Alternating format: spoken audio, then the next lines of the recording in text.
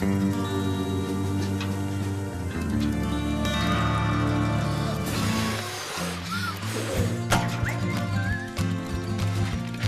wildfires. That's all Smokey wants for his 70th birthday.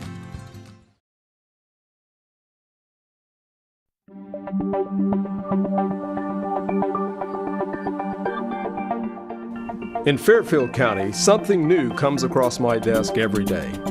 Crimes are committed, cases are solved, and a community is made safe by the hardworking employees of the Fairfield County Sheriff's Office.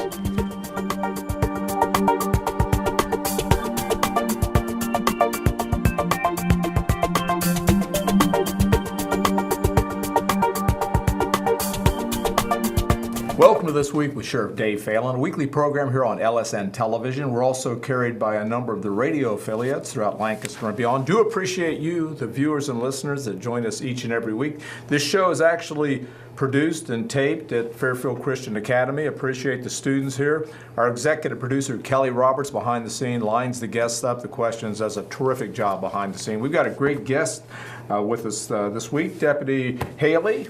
Good to see you. Sheriff. Yeah, and it's a pleasure to have you. And Deputy Haley is a member of our scrap team, and also the Deputy of the Year, right? That's correct. And 23-year veteran. So just tell us a little bit about your career. Went through the academy in '92. Was hired full-time in July of 1993. At that time, I started into the radio room, right, for about a year and a half, and from there out to the street, where I worked until October of 2012. That's when I had an opportunity to join the scrap unit, and I've been there for the last 2.5 years.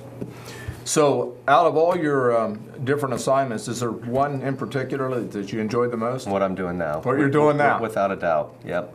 So, for the viewers and listeners, the SCRAP is an acronym for Street Crime Reduction and Apprehension Program. And so how does that unit kind of work? I know you're part of the Fairfield Hockey Major Crimes Unit. Yes, which is a task force, a multi-jurisdictional task force. And we're an interdiction unit assigned to the portion here in Fairfield County. So, 99.9 of what we investigate are drug complaints. Okay. Drug activity. Is there any? I know you've been seeing a lot of different situations, especially with the meth labs in the last couple of years. Yes. An increase in that. Yes. And how problematic is that? Wow, I really wouldn't even know how to rate it. I mean, it's just, it's an abundant problem. Okay. It is. We're seeing a lot of it. Okay. And I think next week we're actually going to bring some stuff in and show some things how they make meth or some of the components they use. We're not going to get real specific on that. Yeah, we'll show what people can look for, that if they see some things in combination with one another, that maybe it raises concern, and you probably should call your local law enforcement agency. Yeah. And have somebody come out and take a look at it. Yeah, it's kind of fascinating because they can actually make meth. It's pretty simplistic anymore, isn't it? Yes, it is. How they used to have the lab and it's typically in a home, but now they can make it in their car, and they make it in a 2-liter bottle, and pretty simple. Yeah. Now, if someone would be out there and they would observe some kind of suspicious activity, how do they let you know? Well, we've got a tip line set up here. Sometimes they may not have this number and may call into the local law enforcement agency, whether it's Lancaster PD or the Sheriff's Office or Pickerington Police Department, but they may be referred to a tip line where they can leave information for us to go investigate. Okay. And that's typically, for instance, if it's called into our radio room, they're going to route that to our tip line, or refer somebody to our tip line if they're wanting to report suspected drug activity. And what would be some things that a neighbor or somebody might observe that would kind of be suspicious as far as drug activity is concerned? Probably a lot of traffic coming and going all hours of the day and night. Okay. If you're dealing with the meth labs, then you may have some strange odors, some chemical smells. Okay. Coming from the area. Okay. And if if a parent's out there today watching the program, what would be some signs that they might observe in maybe their kid, or maybe anyone, maybe a spouse, maybe a friend? What would be some of the indicators that they may be be involved in drug activity? You know, I think if you're dealing with a kid, that maybe you're going to see some changes in their school functions. Okay. You know, poor work quality. Okay. Maybe tardiness. You know, Right. just changes in their grades. Right. That type of thing. You know, maybe more so talking about an adult. Okay. And not to say that this can't happen with a child, but, you know, with drug use, you're going to have a change in behavior, maybe weight loss, sweating. Prolonged use is going to cause, you know, your physical appearance to change a lot. I know that when we use OLEG, a lot of time they have the B&B photos on there, and just, you know, somebody that's been an addict or become an addict, you can see a major transition, and even say a 4-year period between driver's license. Yeah, my assistant, Kelly Roberts, we were talking about that actually before airtime this morning, Yeah. how you can see some dramatic changes. You'll see a young lady or a young man, and they look very healthy, and then, you know, 6 months, a year later, you'll see another picture, and Yeah. their teeth will be deteriorated. They'll have scabs on their faces, and so it is kind of just horrific. And I think it's also important to talk to your kids. I mean, before they may get involved, to have a frank conversation with them. I agree. I think one of the things that has surprised me, JR, over the years is this can happen in nice families. It can. And I think yes. you probably see that too. Yeah. Kids will experiment, they'll try these things, and we've seen certainly our share of the opiates and heroin problem in our county. Yeah. You know, and especially if you come from, if you're raised in a poor environment, you know, then your back's really against the wall. And I think as you get older, you're really going to face some struggles. Right. If you do come from a poor environment without any guidance. Right. So once you're aware that there is some kind of a suspected drug activity, without going into specifics on how we do covert operations, what are some of the things that the people could expect, the citizens could expect? If they report a complaint, there's, you know, a little homework that we need to do. Okay. So we kind of do what we can, you know, to bring ourselves up to speed, and then, you know, we do have some different tactics or different options Right. on how to remedy a problem in a certain area. But usually we just sit down as a group and discuss what the best plan of attack is. Investigative strategy. Yes. So. Yeah. And it seems to me that a disproportionate number of your investigations originate out of that tip line, right? They do. Yeah. Yeah. Good portion. So I think, again, if we have some citizens out there, and you would, as you mentioned, see some suspicious activity, things out of the ordinary, that to be sure to call that in, because that really is what we need, that citizen involvement to get Yep. those complaints started and generated. And we do encourage that. We've even passed this, we've got a tip line number here, and we've passed that on to even our fellow patrol officers, that if Okay. they're out working and they're in between calls, we're like, hey, just pick up the phone, and as you're going from one call to another, leave us the information, tell us to give you a call, but you know, leave that information on the tip line, and that's an easy way to report it to us without having to go back to the office at the end of the night and write something up and send it in our office mail.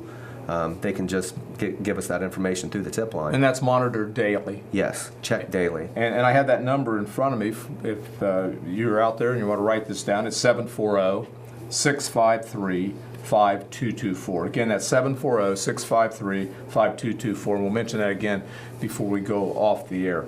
Now, when we talk about some of the things that we've seen within the county, what association is there with the drug use, drug trafficking, as well? How does that kind of bridge into other crimes?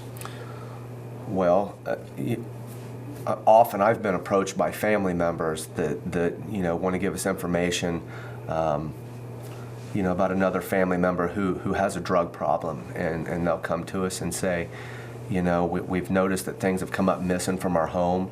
So there's a lot of theft from not only family members, but shoplifting, Right. and that type of stuff. So you've got your theft-related offenses that really skyrocket when these people are wanting to get their hands on some items that they can sell quickly to put some money in their hand to support their habit. So it is kind of cyclical. There's a direct link between Yes. the crime rate, Yes, the number, and people that are involved in drugs. Very strong connection. And the other thing that I think is pretty unique about our community, we have a good relationship with the other law enforcement agencies. So this task force, not only the major crimes unit, but the scrap team is made up of officers from a lot of different jurisdictions. Why is that so important? Communication and deconfliction. Okay.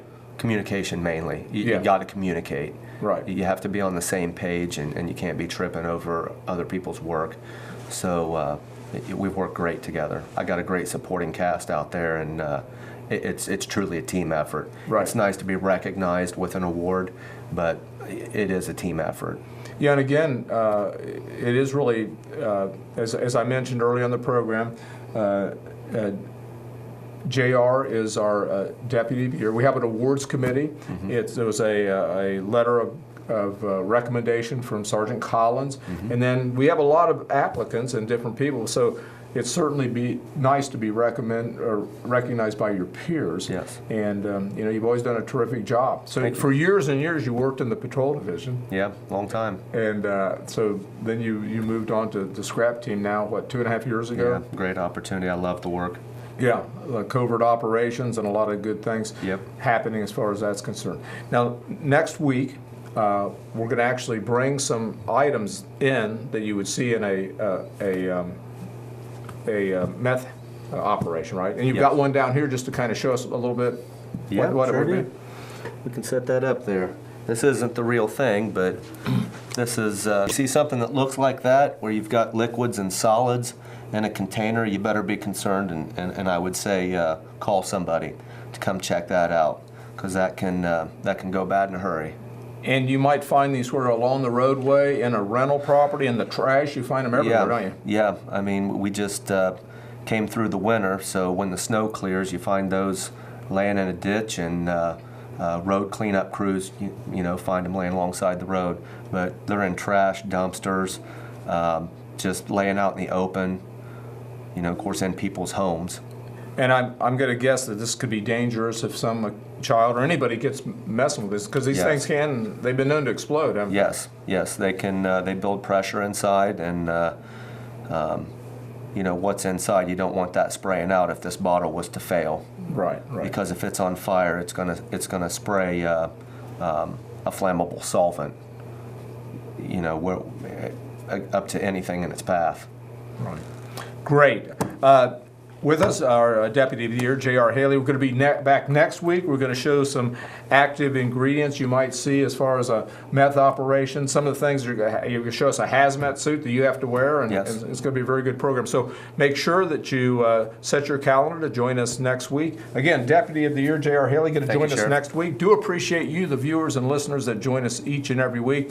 The students here at Fairfield Christian Academy, our executive producer, Kelly Roberts, behind the scene, and certainly I'm appreciative of you, the viewers and listeners that join us each and every week. Well, the clock on the wall says we've got to go. If you're out there driving, buckle up, be careful. God bless, and we'll see you right here next week.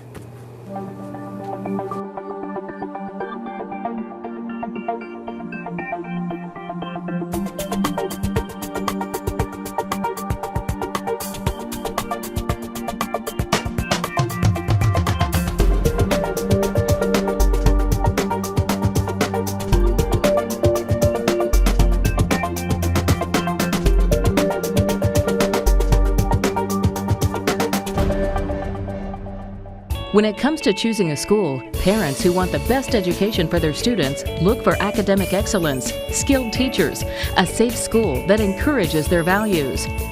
Students want a school with competitive athletics, unique opportunities, and friendships that last a lifetime. Fairfield Christian Academy, the place where parents and students agree. Enrolling now at fairfieldchristianacademy.com.